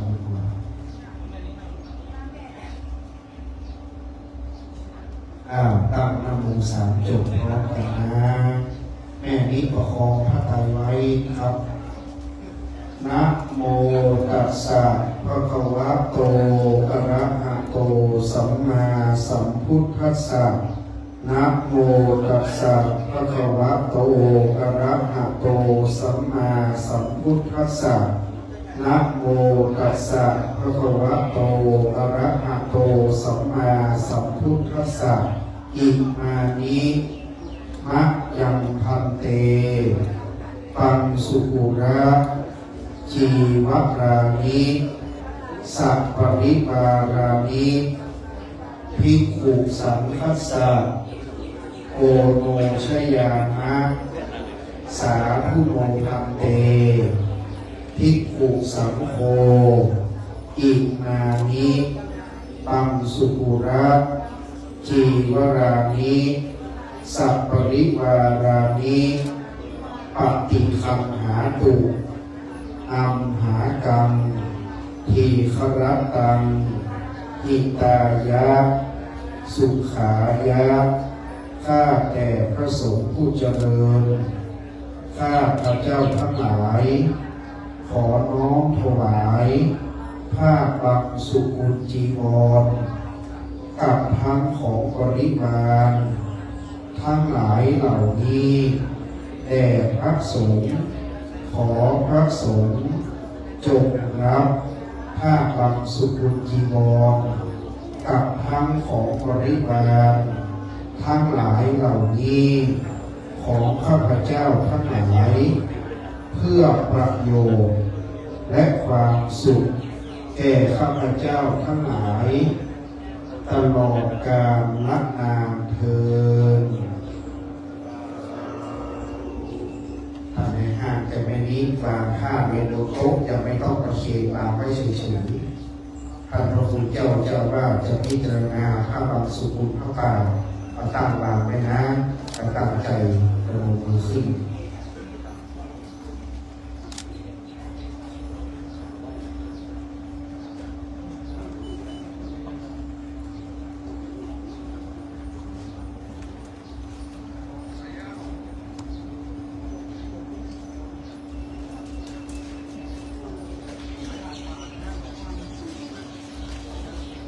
จากนั้นยกปัจจัยถวายท ท่านพระคุณเจ้าว่าเป็นพระป่าสาธุไม่นิยมปรับใจประเคนถวายสาธุต้นสองต้นเองเลยสาธุประเคนเสร็จไปนั่งที่รับรองได้นะที่กวดน้ำจะวางอยู่ข้างล่างไปนั่งข้างล่างได้ต่อไปจะเป็นการประเคนถวายจะตุปัจจัยทายธรรมโดยจะได้เรียนเชิญเจ้าข้าขึ้นมาถวายนับแรกการพระพุทธด้านหน้าโต๊ะบูชาจะได้เชิญเจ้าสภาที่ได้รับเป็นเจ้าข้าเจ้าทางขึ้นมาถวายก็ได้อันดับแรก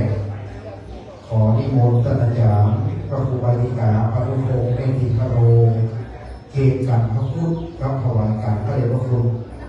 ท่านเจ้าคุณพระราชวชิราภิบดีนะครับต่อไปเจ้าข้าขึ้นมาถวายด้วย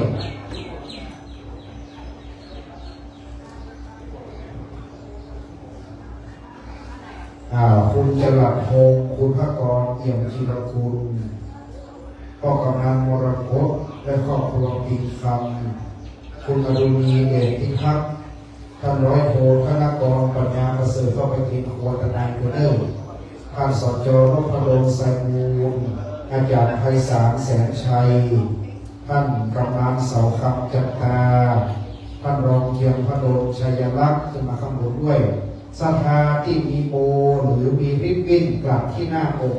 ขึ้นมาทุกคนเลยริบบิ้นสีส้มกลับที่หน้าอกขึ้นมาเกณฑ์ถวายด้วยเข้ามาดูครับ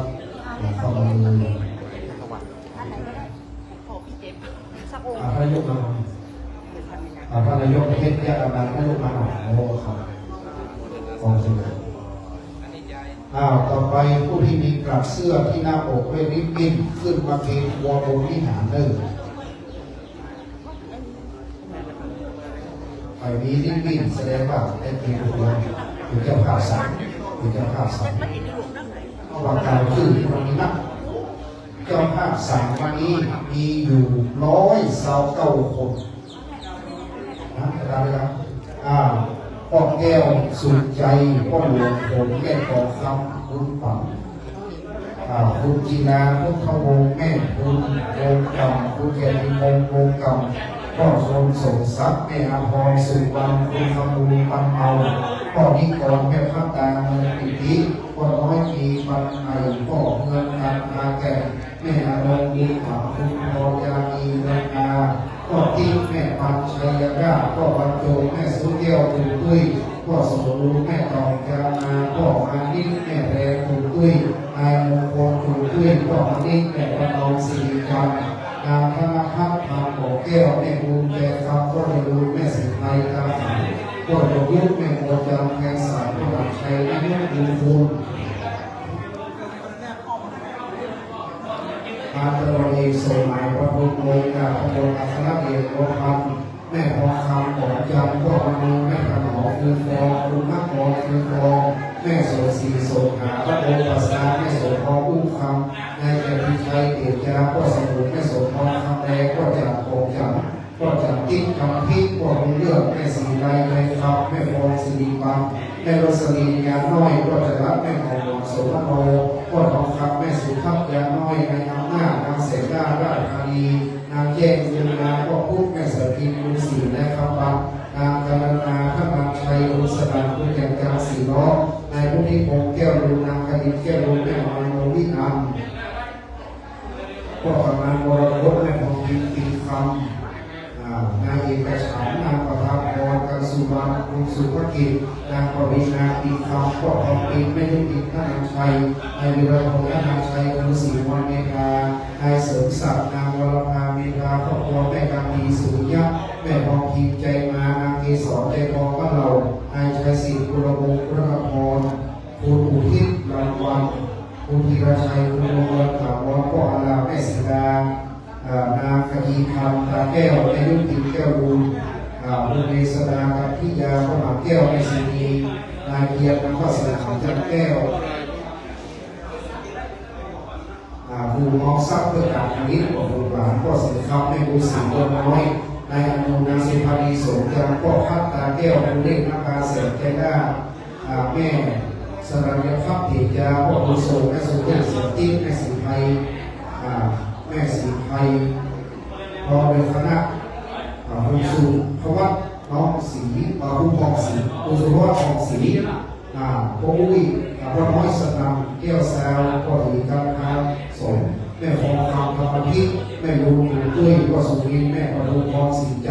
นายพระนภงนาสุพรพัฒน์สินใจก็จะรับแม่นิตยาการพณีนายสุพรชัยทองอานนท์ร้อยตีรองลุงคุณนักพวีพ่อวิโรจน์แม่แสงทองคุณอัชราหมอแก้วแม่ตู่สุพรรณวัฒน์แม่จับนาเดินจำพ่อจำนงแม่สุภาพทำถวายพ่อรับเงินแม่ทองสาย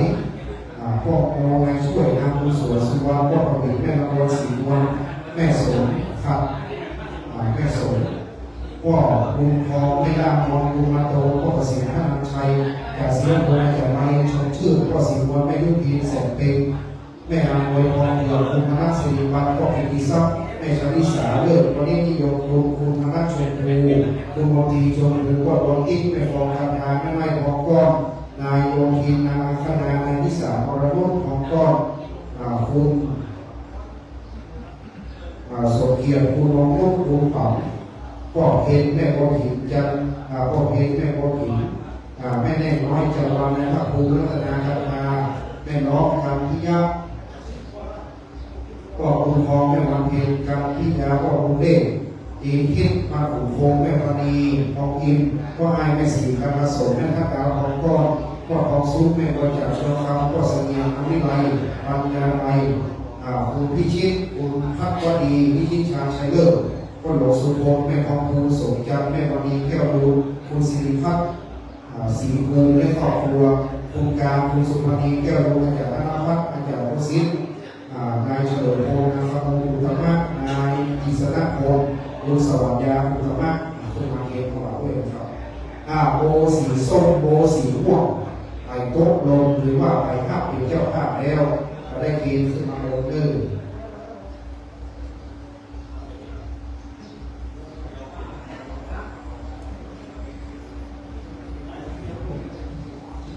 เกณฑ์หลวงพ่อเข้าไปประชุมประมาณ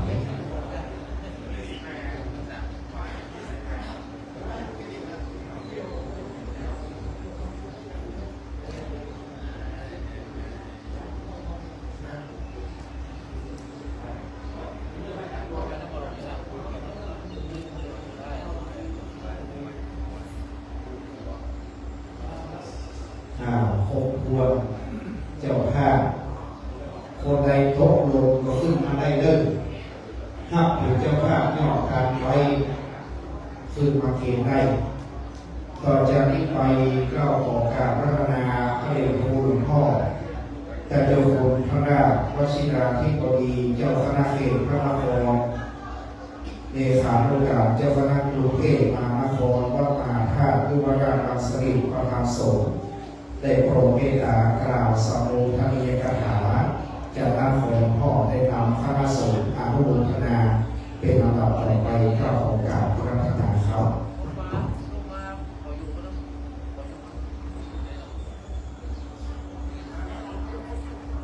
ก่อนที่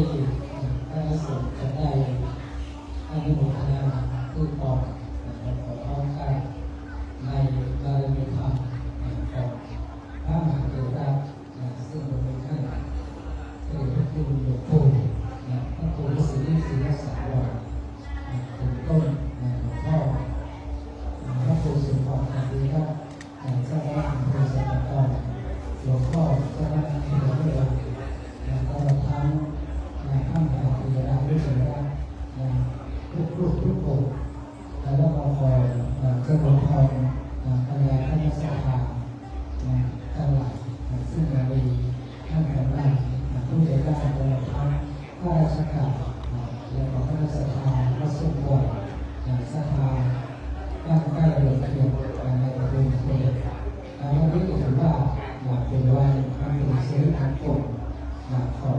พระสงฆ์ไทย ของคณะสังฆาและสิบวชซึ่งวันนี้เรามีการบริเวณพิสุทธิ์ส่งทางข้าแล้วก็มีการรอพระพุทธรูปตลอดทางการแต่งตั้งพระครูชาญวิกรมซึ่งก็ถือว่าเป็นวันที่เป็นมหาสิริมงคลเป็นวันที่มงคลของและสิบวชและของคณะสังฆาและสิบวชโดยเฉพาะอย่างที่วันนี้ได้รับการพัฒนาที่มาเป็นประธานในการแต่งตั้งพระครูชาญวิกรมของท่านเจ้าอาวาสพระสิบวชพระครูไปติกาอานิคมไม่ถึงเราซึ่งดำรงเป็นเจ้าอาวาสซึ่งจะถือว่าตำแหน่งเจ้าอาวาสนั้นเป็นตำแหน่งที่มีความสำคัญในทางพระสงฆ์ในการบริหารราชการพัฒนาวัดวาอารามโดยเฉพาะอย่างยิ่งปัจจุบันนี้การร่วมศาสนาโดยเฉพาะอย่างยิ่งโรงการคณะสงฆ์ของเราซึ่งได้รับการผลกระทบกระเทือนในเรื่องที่ศรัทธาเป็นอย่างยิ่งดังนั้นในฐานะที่ท่านพระครูในการพานุพงศ์เมตติท่าโอในตำแหน่งเจ้าอาวาสวัดสุขอยก็ได้ตั้งในศิราจารวัดยังสัมมาปฏิบัติที่ถึงพร้อมด้วยอากาศที่น่าเลื่อมใสเป็นที่ตั้งของความศรัทธาของพระศรัทธาและจุดในการพัฒนากิจกรรมพระยาอารามที่มีความเจริญรุ่งเรืองเพราะว่าตำแหน่งของพระสงฆ์ซึ่งถือว่าเป็นตำแหน่งของในฐานะพระสาวกขององค์สมเด็จพระสัมมาสัมพุทธเจ้ามีหน้าที่ในการเผยแผ่ธรรมะคำสั่งสอนในการพุทธศาสนิกชนตั้งอยู่ในสัมมาปฏิบัติระดับใดที่พระสงฆ์เราที่พระสงฆ์เรานั้นยังตั้งมั่นในพระสัทธาขององค์สมเด็จพระสัมมาสัมพุทธเจ้าทำหน้าที่ในการสอนธรรมปฏิบัติเผยแพร่ธรรมะการสั่งสอนขององค์สมเด็จพระสัมมาสัมพุทธเจ้าแบบนั้นพระพุทธศาสนาของเราก็คงจะได้รุ่งเรืองสืบต่อไปเพราะว่าพุทธศาสนานั้นจะดำรงสืบต่อไปได้ด้วยอาศัยสาระเป็นศาสนาตอนนี้สาวแรกคณะอุบาสกอุบาสิกาคณะสังฆาธิการซึ่งจะมีหน้าที่ในการบำรุงพระพุทธศาสนาวัดวาอารามสายที่สองก็คือพระสังฆาก็คือคณะคำสั่งสอนขององค์สมเด็จพระสัมมาสัมพุทธเจ้าสายที่สามก็คือพระสงฆ์องค์เอกต่างๆที่จะทำหน้าที่ทำจุดสืบต่อในยุคพระพุทธศาสนาในฐานะที่เป็นศาสนาทายาทเมื่อสาวพรรษานี้มีความแข็งแรงมั่นคงคณะพุทธศาสนาของเรานั้นก็คงจะเดินรุ่งเรืองสืบต่อไปคณะโอกาสสุดท้ายนี้ก็ขออำนาจบุญกุศลบุญดีคุณงามบารมีสัมมาปฏิบัติของพระสงฆ์ระดับทั้งปวงก็ขออำนวยอวยพรให้กับท่านพระครูไปติดตามการรู้ผลที่ท่านโลพร้อมด้วยคณะสังฆาญาติโยมทุกท่านจงเจริญยิ่งในธรรมะจะเป็นพระสัมมาสัมพุทธเจ้าปราศจากทุกโศกโรคภัยปัญหาอันตรายทั้งหลายทั้งปวงเกิดพุ่งมาพัฒนาสิ่งต่างๆแล้วขอผู้สำเร็จในการนำไปทุกเรื่องทุกประการและจงเจริญยิ่งด้วยอายุวันนะสุขาภาละพระนิพพานและสารสมบัติจงทุกประการทุกขั้นทุกคนเถิดสาธุ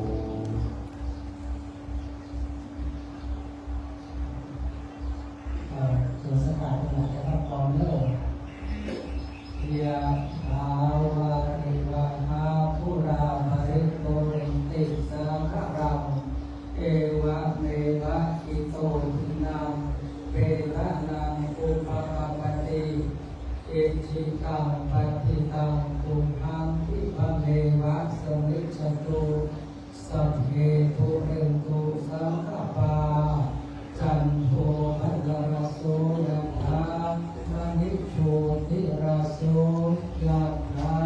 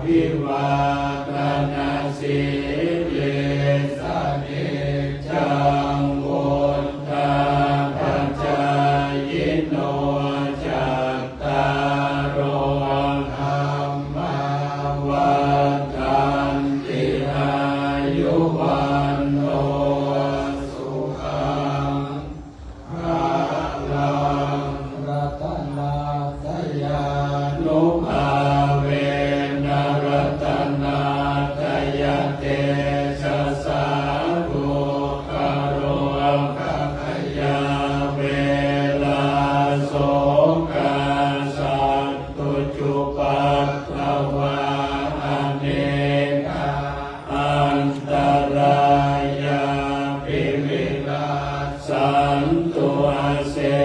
สะโตชัยสิทธิธานังอา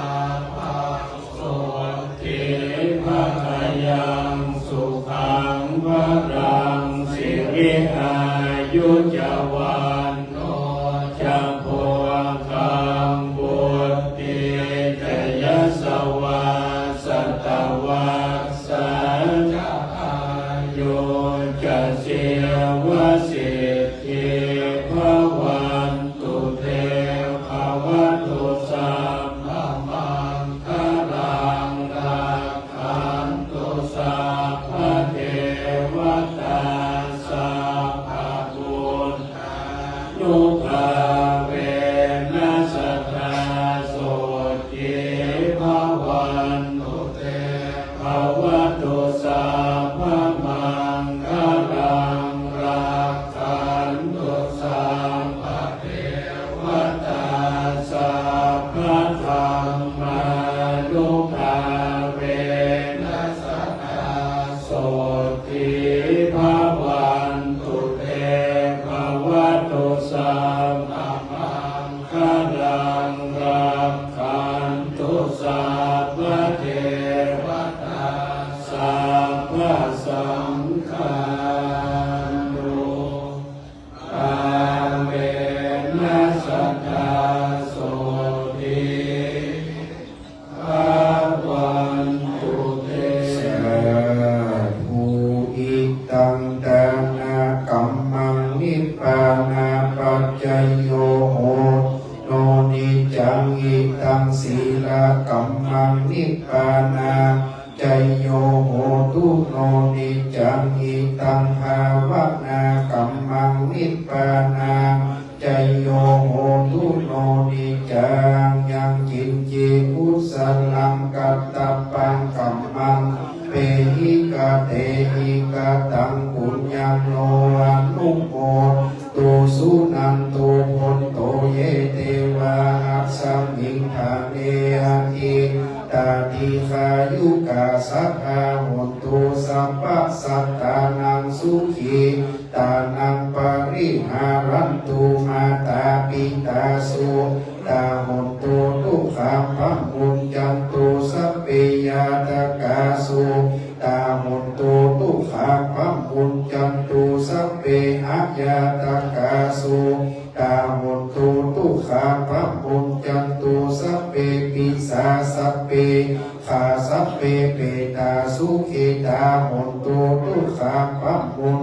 ตุสัพเพนักขัตตาสุขิตาโหตุทุกขังบุญจันตุสัพเพเทวาสุขิตาโหตุทุกขังบุญจันตุสัพเพอาจาริยุปัชฌายาสุตาโหตุทุกขังพระบุญจันตุสัพพะสัมปตินังสาชันตุโวประเพณีเดือนเก้าแห่งแปดค่ำสุมาพระธาตุเจ้าและพระพุทธรูปเจ้าเก่าแก่แต่โบราณวัดทรงปล่อยวันตาหลวงนะครับเด้อวันตามิพุทธังสัพพังเมโตสังฆัมมาเมพันเตวันตามิธัมมังสัพพังเมโตสังฆัมมาเมพันเตวันตามิสังฆังสัพพังเมสังฆัมมาคัมเมพันเตวันตามิกาโรอุปัชฌายาจาเยสัพพังเมโตสังฆัมมาคัมเมเทวันตามิกัมมัฏฐานังสัพพังเมโตสังฆัมมาเมพันเตวันตามิอาราเมปัฏฐาสีมายังสัมเมโตสังฆัมมาคัมเมพันเตวันตามิเจติยังสัพพะทาเนสุปฏิทิตาสลีราภันตุมหาโพธิพุทธรูปังสักการลังสัตตากะโลเกเทวะโลเกบรมะโลเกจัมปูลังกาทิเปสลีราภาทุโยเกสาภาทุโยอาราตาภาทุโย เจติยังกันทะกุติงจตุสิทธิสหัสเสธัมมะขันเทสพเปปาตะเจติยังอะหังวันตามิสัพพะโสสุมาครูบาเจ้าสายพระน้องคุดตนมีพรรษาทุกการพร้อมกันนะครับวันตามิพันเตสัพพังงามปาราธังธัมมาเมพันเตมายาปุญญังสามินาอานุโมทิตัมปังสามินากัตตังปุญญังไมหังตัมปังสาธุสาธุอนุโมทา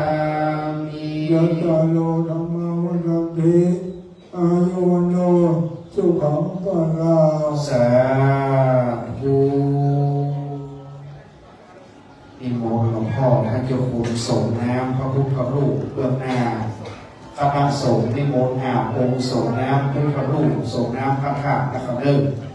ขโยมโชเฟอร์รับพยาการพระคุณเจ้าบางนี้ในนามท่านพระครูบดิกาพานุพงศ์เมธิคโร เข้าไปเล ขอกราบนมัสการขอบพระคุณหลวงพ่อท่านเจ้าคุณพระราชวชิราธิบดีกราบขอบพระคุณหลวงพ่อเจ้าคณะอำเภอแม่วางเจ้าคณะอำเภอสัมปตองหลวงพ่อที่ปรึกษาแล้วก็จะได้รับพึ่งข้าหลวงพ่อท่านเจ้าคุณเป็นมงคลที่ระลึกพร้อมกับพัดกับพระครูใหม่มันพึ่งข้าตั้งหน้าขยมโชเฟอร์รับพยาการขอบคุณพระเจ้าพระสงฆ์ผู้ลูกนะครับขอบคุณศรัทธาทุกท่านขอบคุณเจ้าข้าจากซอเลยกราบขอบคุณพระอาจารย์สาธุชนผู้ใจบุญใจบุญชนทุกท่านทุกคนที่ได้เดินทางมาร่วมบำเพ็ญกุศลในงานประเพณีประจำปีส่งน้ำพระธาตุเจ้าเจดีย์ของวัดส้มปล่อยตลอดถึงตาเททองรอพระพุทธรูปพระมหายกวัดเกิดขึ้นหลังนาทรงปรารถนาตลอดถึงการมอบ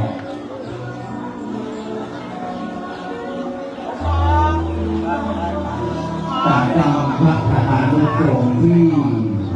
พระครูบดิกาเจ้าพระพานุพงศ์ในจุฬาลงกรณ์วัดก็ส่งปล่อยมาเป็นจบสิ้นบริบูรณ์ดีเรียบร้อยอาบการเรียนเชิญแขกผู้มีเกียรติตลอดถึงพี่น้อง